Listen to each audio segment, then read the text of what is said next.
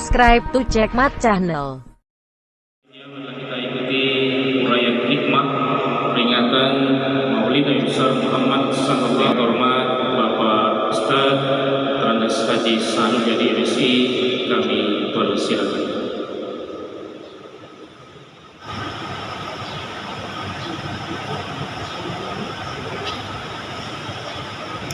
Bismillahirrahmanirrahim.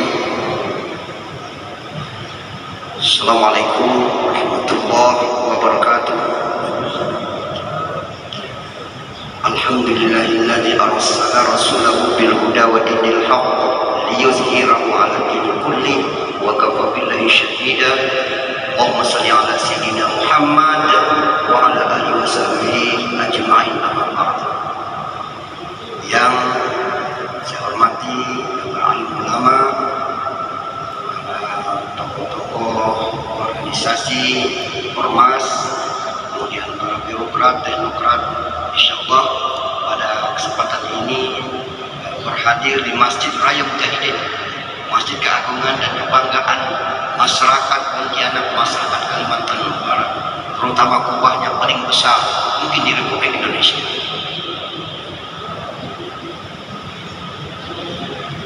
Bapak dan saudara sekalian yang saya hormati, sebelum saya meneruskan, kira-kira diizinkan kalau saya berpantun? Terima kasih Pak. Pantun saya sederhana saja. Agama Yahudi, Nasrani, Islam itu adalah agama samawi. Selain dari ketiga agama itu adalah agama Arab. Saya izin tausiah saya kali ini insya Allah meneruskan materi apa yang disampaikan khatib tadi. Bapak dan saudara sekalian yang saya banggakan, biar saya lupa pada Radio Mujahidin FM yang senantiasa membahana di wilayah dan zona Pontianak dan Kalimantan Barat yang berbahagia, terutama yang para teknik dan montasir. Bapak sekalian, judul di atas ini sebetulnya agak enggan saya menyampaikannya, tapi ini terus terang jujur saya diminta oleh panitia judul. Saya tidak menemukan, tiba-tiba saya agak malam sekitar jam 1 ketiduran, saya terbayang ada tertulis terkesan membisikkan ke saya dan di mata pandangan kegilas saya, judulnya keniscayaan memperingati Maulid Rasul Muhammad sallallahu alaihi wasallam. Mudah-mudahan itu bagian dari ilham. Mudah-mudahan. Dan saya langsung kirimkan ini judulnya. Nah, Bapak dan saudara sekalian yang saya hormati, mengapa keniscayaan? Kalau bahasa keniscayaan itu artinya sesuatu yang menjadi keharusan buat kita, bukan buat Rasulullah, tapi buat diri kita memperingati Maulid Rasul Muhammad sallallahu alaihi wasallam. Mengapa? Alasannya minimal ada 4. Sebenarnya banyak sekali alasan lain. Ada 4 yang saya paparkan kali ini. Yang pertama, karena kita cinta kepada Rasul. Karena kita cinta. Kalau sudah bicara soal cinta, maka itu auto, itu sudah keluar dari kotak. Itu sudah tidak lagi ada batas-batas yang sekat-sekat. Maka ada lagu mengatakan, lautan ku seberangi, bukit aku daki, bahkan ada yang ingin memeluk gunung, padahal yang pendek sekali sebenarnya tangannya, tapi saking karena desakan dari dalamnya, internalnya, yaitu kecintaan, semua itu seolah-olah bisa ia lakukan. Bisa menaklukkan bumi, bisa menaklukkan langit, bisa menaklukkan laut. Begitulah sebetulnya suara cinta. Dan saya, Bapak dan Ibu, pernah menyaksikan orang jatuh cinta. Waktu saya kuliah tahun 84, selesai posma di IAIN Pontianak. Teman saya, dia pakai sepeda, sepeda buluh dengan suara kayak tumbang. Kemudian di belakang dia kenal dengan cewek, dan kebetulan tinggal di Siantan, lewat tol. Begitu sampai di tol, itu hampir mundur sepedanya. Itu si cewek belakang bilang, "Bang, capek gak bang?" "Tada, tada." "Kok suara sepeda ada kayak suara kumbang?" "Tada, tada, tak masalah itu, biasa itu." Padahal saya lihat bapak ibu sekalian, itu keringatnya sudah besar-besar, dia jatuh. Takut mundur, tapi dia apa namanya, dihengkol betul-betul sepedanya itu. Kenapa itu bisa terjadi? Menjadi ada adil yang kuat, luar biasa, karena cinta sama kita dengan Rasulullah Muhammad Sallallahu Alaihi Wasallam. Sudah tidak bicara soal apa itu, termasuk pun sudah diabaikan karena kita cinta kepada Rasulullah Muhammad Sallallahu Alaihi Wasallam. Nah, maka saya kira memperingati Maulid adalah untuk menanamkan kecintaan kita kepada beliau. Tapi beliau hebat, Bapak Ibu sekalian, hebat. Saya membaca sebuah hadis yang diriwayatkan oleh Imam Bukhari. Di hadis itu dikatakan begini, datang sahabat kepada Rasulullah, "Ya Rasulullah, kapan kira-kira hari kiamat?" Rasulullah jawab, "Kira-kira apa kamu menghadap kiamat itu?" Kata sahabat, "Saya cinta kepadamu ya Rasul." Apa kata Rasulullah? "Fa innaka ma'aman ahbabta." Sesungguhnya orang yang mencintai akan bersama dengan orang yang dicintai. Subhanallah. Rasul langsung menjustifikasi orang yang mencintai beliau maka akan bersama beliau kelak di yaumul qiyamah. Kita memperingati Maulid ini adalah optimalisasi penguatan agar kita cinta kepada Rasulullah Muhammad Sallallahu Alaihi Wasallam. Itu satu. Yang kedua, mengapa menjadi keniscayaan? Itu ada statement Rasulullah ketika ia ke Madinah hijrah. Beliau melihat orang-orang Yahudi Madinah itu, Bapak sekalian, itu berpuasa 10 hari Muharram. 10 Muharram. Puasa apa? Puasa rasa syukur Nabi Musa tidak tenggelam di laut dan bebas dari kejaran Fir'aun. Selamat. Jadi mereka berpuasa. Maka apa kata Rasulullah? Sebenarnya puasa itu kita lebih berhak dari mereka. Kita lebih berhak dari orang Yahudi. Islam lebih berhak dari orang Yahudi. Mengapa? Karena apa yang dilakukan oleh Musa, kalau kita bandingkan apa yang terjadi pada Rasulullah, tentu jauh lebih besar, lebih hebat, lebih dahsyat yang dilakukan oleh Rasulullah Muhammad Sallallahu Alaihi Wasallam. Maka salah satu bukti bahwa Rasulullah Muhammad Sallallahu Alaihi Wasallam termasuk mencintai dirinya sebagai Nabi dan Rasul, bersyukur kepada Allah, beliau setiap hari Senin dia berpuasa. Kita tidak, mungkin oke, sudah berbahagialah bapak dan ibu sudah berpuasa setiap hari Senin, sudah mantap. Tapi paling tidak dalam 1 tahun kita bisa memperingati Maulid beliau. Ini keberapa ini? 1443 Hijriah. Sebetulnya Pak, coba kita hitung Pak, itu mundur. Saya bukan mengkritisi, tapi ini pendapat saya. Kalau salah, tolong luruskan. Sebetulnya kita ini memperingati tahun Hijriah. Kalau memperingati Nabi Muhammad lahir, itu harus ditambah 40 plus 13. 40 ketika beliau menerima wahyu, 40 tahun umurnya, di plus tambah lagi selama 13 tahun di Mekah, artinya 53 tahun. Jadi 443 ditambah 53, itu kelahiran beliau, berarti 1496. Itu kelahiran sebetulnya. Ini kan hitungan saat hijrah, bukan tahun hijrah, saat hijrah. Hijrah dari Mekah ke Madinah, tahun hijrah. Tapi tahun kelahiran Rasul ditambah 53 tahun.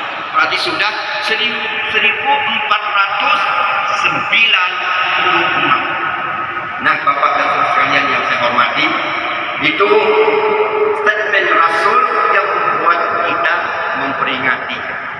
Yang ketiga, secara logika saja. Secara logika kita bisa memahami, kita bisa menjawab mengapa kita memperingati Maulid beliau. Karena perilaku kita, anak kita sayangi, kita peringati tahun lahir. Istri kita sayangi, kita peringati lahirnya. Kita siapkan kadonya. Bahkan perkawinan kita persiapkan. Ada perkawinan emas, perak, dan macam-macam. Bahkan mungkin kalau banyak kawinnya susah juga.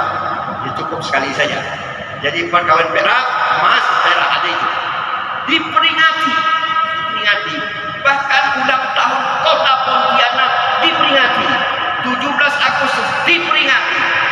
Kalau kira-kira dari sekian banyak tadi, mana yang lebih hebat dan mulia dari kelahiran Nabi Muhammad Sallallahu Alaihi Wasallam? Kalau saya jawab lebih mulia Nabi Muhammad Sallallahu Alaihi Wasallam, maka keniscayaan kita memperingati. Logika bicara. Bapak dan saudara sekalian yang saya hormati, yang keempat yaitu takzim. Takzim kita kepada Rasulullah. Takzim kita kepada Rasulullah. Penghormatan kita kepada beliau. Penghormatan kita kepada beliau. Dia adalah orang yang sangat dicintai dan dikasihi oleh Allah. Di tangan beliaulah kunci bumi dan langit.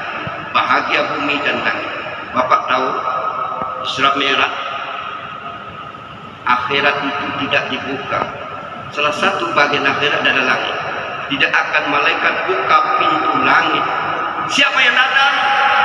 Disebut Muhammad. Baru dibuka pintu langit. Pintu langit yang kedua. Siapa yang datang? Muhammad. Baru dibuka pintu langit. Apa sebenarnya? Filosofi apa sebenarnya kalimat ini? Ternyata kehidupan akhirat, jika ingin selamat, ingin damai, ingin lurus menghadap Allah, harus lewat baginda Rasul Muhammad Sallallahu Alaihi Wasallam. Maka peringatan dia, saya kira bukan sekadar niscaya, wajib bagi kita secara moral, hormat takzim kita kepada Rasulullah Muhammad Sallallahu Alaihi Wasallam. Setuju? Insyaallah aman. Sedikit aja. Lalu untuk apa kita memperingati? Ini kata kuncinya ada dua. Intinya yaitu ingin memperbaiki akhlak kita. Abu Hurairah dialog sama Rasul, disaksikan oleh Rasul. Nanya Rasul, ma beriman? Ya Rasulullah, ma huwal Islam? Ma huwal ihsan? Ma huwa afdhalul amal ya Rasulullah? Rasul hanya menjawab husnul khuluq ya Abu Hurairah. Jadi Abu Hurairah bertanya, ya Rasulullah, apa sih sebenarnya iman itu, Islam itu, ihsan itu, lalu amalan itu yang paling utama apa ya Rasulullah? Jawab Rasulullah, husnul khuluq, yaitu akhlak yang baik. Akhlak yang baik. Maka orang yang beriman, maka secara zahiriahnya kita lihat akhlaknya.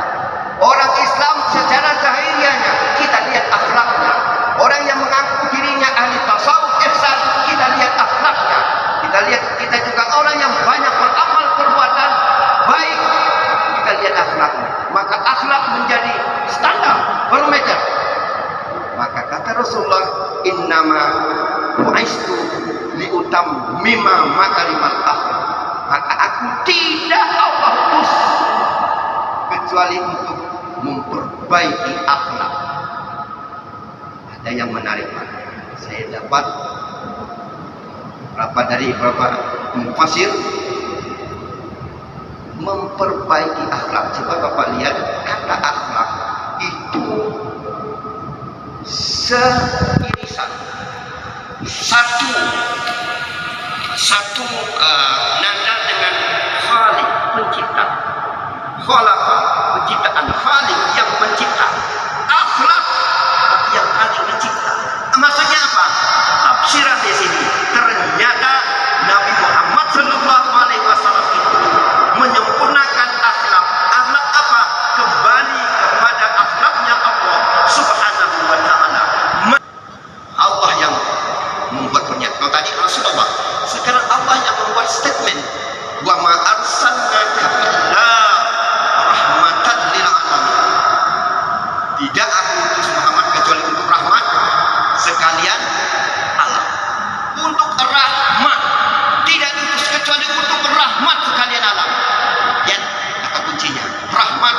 sekalian alam. Satu, rahmat. Artinya seluruh fasilitas positif milik Allah ada pada Rasulullah. Alam mana? Seluruh alam, sekalian alam. Alam itu jamak, sekalian alam. Luar biasa Nabi kita. Banyak lagi hadis-hadis lain, ayat-ayat lain yang tentunya kita tercengang gitu ya. Ternyata Rasulullah itu adalah manusia secara fisik, tapi sesungguhnya dia adalah titipan Allah buat kita semua. Bapak dan saudara sekalian yang saya hormati, kemudian caranya bagaimana kita supaya sebelum lahir sudah mengukir sejarah, kecuali Nabi Muhammad SAW belum lahir ke dunia sudah membuat sejarah. Dalam buku atau kitab Haikal sejarah Rasulullah dimuatkan, Bapak dan Ibu sekalian, dimuatkan tertulis saat Rasulullah mau lahir, tahun kelahiran Rasulullah, 1 tahun Rasulullah mau lahir, Arab Saudi, Mekah, Madinah dan sekelilingnya mengalami kemarau panjang. 1 tahun akan ada yang pendapat ulama lain 3 tahun menjelang kelahiran Rasul itu. Kemarau panjang, 1 kali pun tidak pernah ditetesi oleh hujan. Keajaiban tidak pernah ditemukan dalam sejarah peradaban kehidupan manusia kecuali tahun kelahiran Nabi itu. Aneh, ajaib. Semua ternak, kambing, onta, segala macam, semuanya pada gemuk. Kambing mengeluarkan air susu yang banyak. Kurma, anggur berbuah dengan baik, padahal kering kerontang. Dan manusia satu pun tidak ada yang sakit. 1 tahun Rasulullah lahir, tidak ada yang sakit. Padahal logika kita saat kemarau itu sudah banyaklah penyakitnya itu, tapi tidak. Kemudian cara yang kedua adalah saya katakan tadi, berpuasa. Jadi Nabi itu berpuasa hari Senin. Kenapa? Hari Senin itu lahirku, hari Senin itu aku menerima wahyu, dan hari Senin nantinya aku akan dibangkitkan menghadap Allah Subhanahu wa Ta'ala. Maka dia berpuasa hari Senin. Maka berbahagia Bapak dan Ibu yang melanggengkan, mendawamkan puasa hari Senin. Itu menunjukkan cinta kepada Rasul Muhammad Sallallahu Alaihi Wasallam. Maka orang yang cinta kepada Rasul, maka dia akan bersama Rasul di yaumul qiyamah nanti. Bukan sederhana saja puasa Senin, tambahkan lagi. Kemudian memperbanyak selawat. Memperbanyak selawat kita kepada Rasulullah. Selawat itu adalah password. Solat tidak diterima kalau tidak selawat. Jika tahu yusalluna 'alan nabi ya ayyuhalladzina amanu sallu 'alaihi wa sallimu taslima. Jadi Allah, para malaikat memberikan contoh kepada kita. Mereka begitu berselawat kepada Nabi Muhammad sallallahu alaihi wasallam. Kita disuruh Allah memperbanyak selawat, bukan hanya selawat sekedar di sholat itu, sekedar waktu doa, tapi di luar juga makin banyak selawat makin baik. Allah berjanji dalam hadis Rasul, 1 kali kita berselawat kepada Rasulullah akan Allah jawab selawatnya 10 kali, bahkan ada yang sampai 1000 kali. 1 kali kita berselawat, tergantung kualitas selawat kita. Kalau selawat kita betul-betul rasa hadir kepada Rasul di depan kita, maka kualitasnya, nilainya akan jauh lebih tinggi. Tapi kalau selawat sekadar kasidah saja, tanding mungkin 1 di bawah 1. Yang saya hormati, jadi memperingati Maulid Nabi Muhammad SAW, versi saya, pikiran saya, mudah-mudahan kita sependapat, adalah keniscayaan secara moralitas kepada Rasulullah Muhammad SAW. Karena kita ingin cintanya, ingin ingin rahmat Allah, kemudian ingin syafaat Rasulullah, dan kita ingin bersama Rasulullah baik di dunia maupun di akhirat nanti. Saya yakin semua kita yang hadir ini adalah orang ahli salawat semuanya. Semua yang kita hadir ini adalah orang yang para pencinta Rasul, bukan pencinta yang kaleng-kaleng, tidak. Tapi cinta yang sesungguhnya, cinta lahir, cinta batin. Begitu disebut nama Muhammad, hati kita merasa terpanggil, langsung kita menjawab sallallahu alaihi wasallam. Itu saya pikir yang paling penting.